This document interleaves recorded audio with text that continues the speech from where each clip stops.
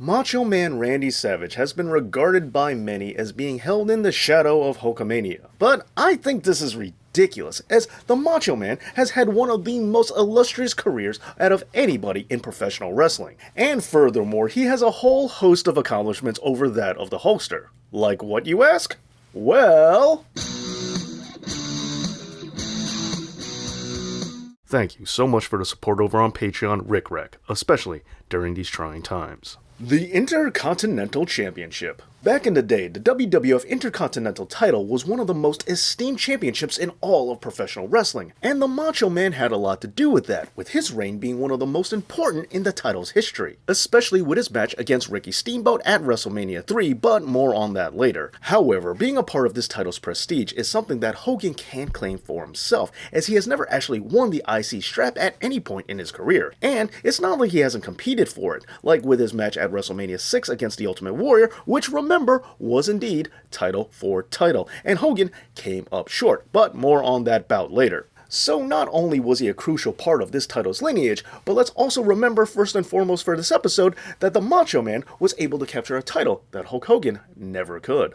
Now, for some people, like my regular Monday night co-host Albert Albanese, Dave Meltzer's star rating system is completely meaningless.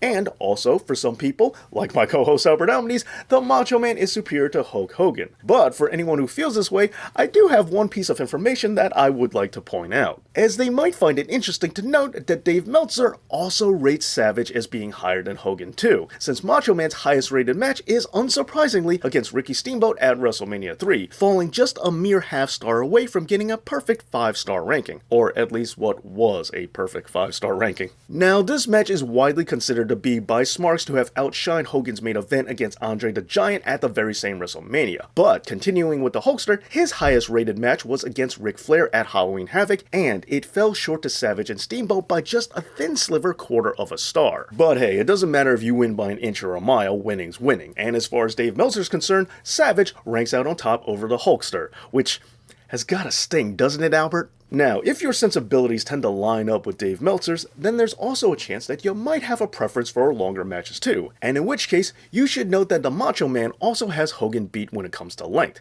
as his longest match is longer than Hogan's. Hulk Hogan went the distance with a grueling 22-minute and 51-second match. Savage, on the other hand, bested the Hulkster's time with a 28-minute bout, and oddly, both matches were against the exact same guy, the Ultimate Warrior, with the Warrior's matches against Hulk Hogan at WrestleMania 6 and his bout against the Macho Man at SummerSlam 1992. And to be clear, this is as far as televised singles matches go, because Hogan's actual longest lasting match is the 1989 Royal Rumble, clocking in at just 7 seconds shy of 65 minutes. However, Savage has him beat here as well, with Macho's longest lasting Royal Rumble being a secret one which was untelevised and held in Madison Square Garden and lasted over 70 minutes. Now, it is important to note that they both weren't in the entire time for either of these Rumbles, but Savage, yet again, comes out on top as he entered in at number 12 during his, while Hogan came in at number 18. And coincidentally, both men didn't win either of these Rumbles, and they also didn't win either of their longest singles bouts, with the Warrior pinning Hogan at WrestleMania and getting a countout victory over Savage at Wembley. When talking about all these megastars who were the faces to carry McMahon's company,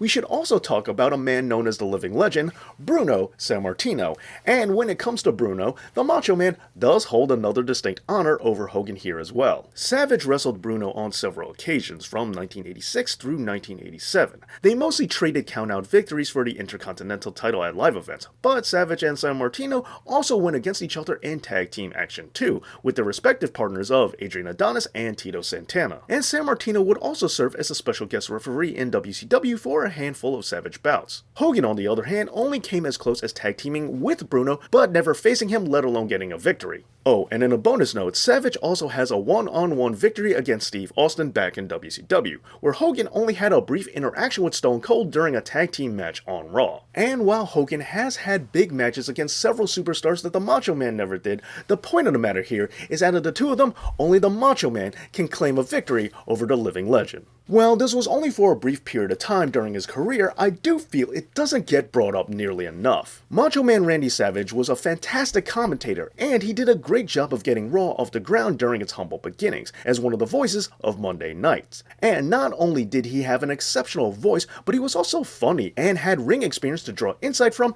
as well as managing to get a lot of guys over with his commentary. Everything you want in a good color commentator, all of which Hogan could never do as good as Savage. And going back to his easily identifiable vocals, Savage's voice box was said to have landed him his role in Spider-Man, despite the fact that the wrestler he plays in the movie was actually named Hogan in the comics. And Savage's voice also got him a rare audio taunt in the game WCW NWO Revenge. So as good as Hogan was on the microphone, when it comes to being behind a commentary desk, let's not forget that Savage was better. Going back to his WCW days and going back to the Royal Rumble, while Savage never outlasted 29 other superstars to win WWF's Over the Top Fest, he did get a similar accolade in World Championship Wrestling. For those of you who remember, WCW had an event known as World War III, a massive 60-man battle royal featuring not one, not two, but 3 wrestling rings. Not only was it a bigger contest, but they only ran several of them, so there's an even more exclusive list of past winners, and Hulk Hogan isn't one of them, but the Macho Man sure is, as he won the first one ever, and that particular WW3 was for the WCW World Heavyweight Championship. But that isn't the only major wrestling event that Macho Man won that Hogan didn't. However, that leads me to... And finally, this brings us to the King of the Ring tournament. One of the more glorious events in professional wrestling, Randy Savage won the famed tournament back in 1987. Now, in case you thought that this was the moment that turned him into the Macho King, well, you would be wrong, but I already did an episode about that.